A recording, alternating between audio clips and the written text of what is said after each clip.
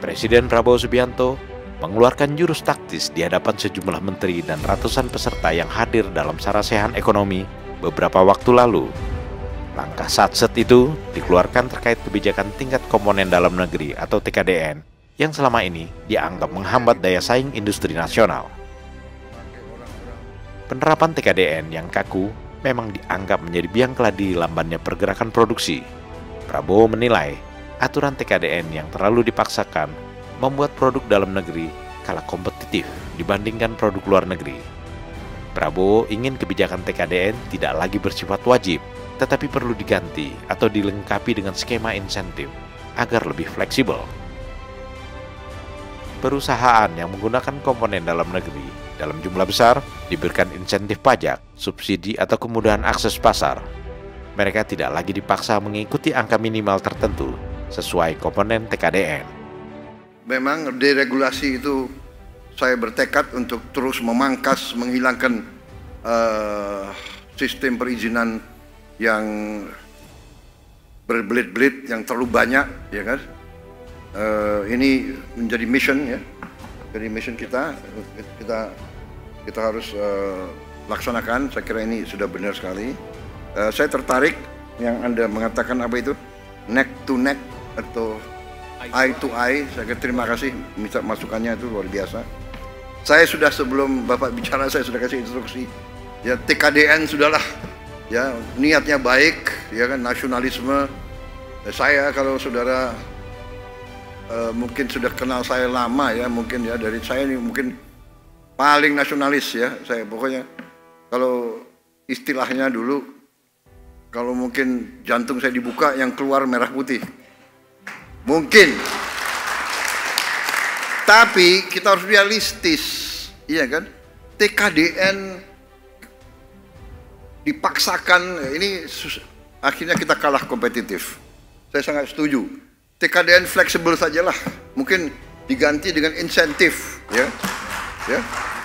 Tolong ya, para pembantu saya, menteri saya semua ya, udahlah ya, realistis. Tolong dirubah itu, TKDN dibikin yang realistis saja. Ya. Masalah kemampuan dalam negeri, konten dalam negeri itu adalah masalah luas, itu masalah pendidikan, iptek, ya kan, science. Jadi itu masalah, nggak bisa kita dengan cara bikin regulasi iptek naik, TKDN naik. Saya sangat setuju. TKDN adalah persentase nilai komponen produksi dalam negeri yang wajib dipenuhi pelaku industri, khususnya jika ingin mengikuti proyek-proyek pemerintah. Tujuannya mulia, mendorong pertumbuhan industri lokal dan mengurangi ketergantungan pada impor.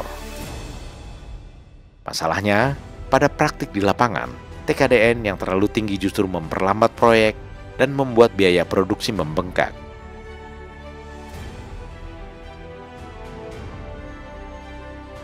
Hal ini disebabkan, pertama, kapasitas industri lokal yang belum memadai.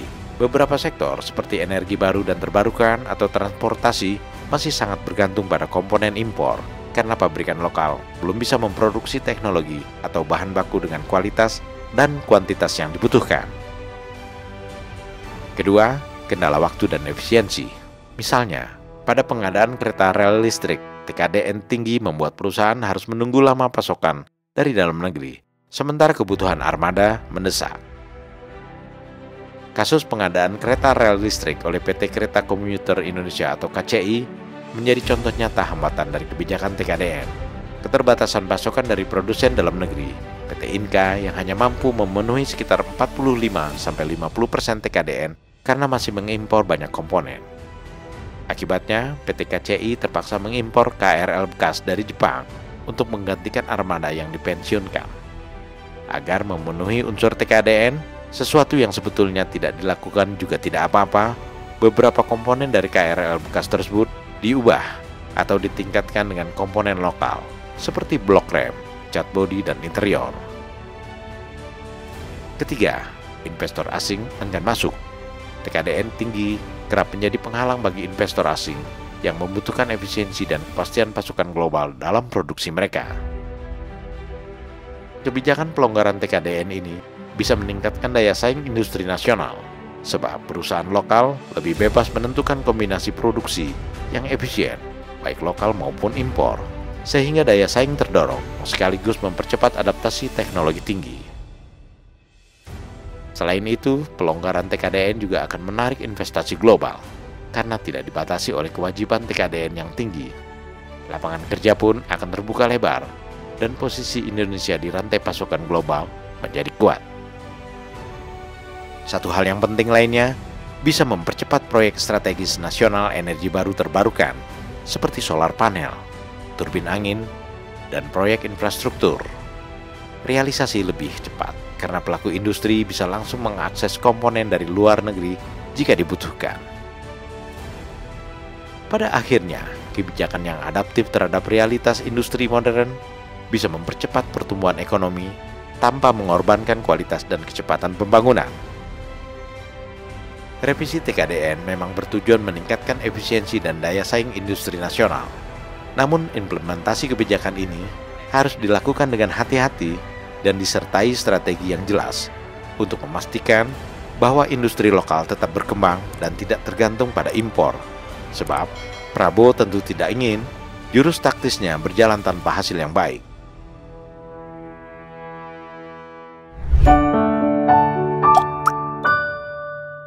Men of our time.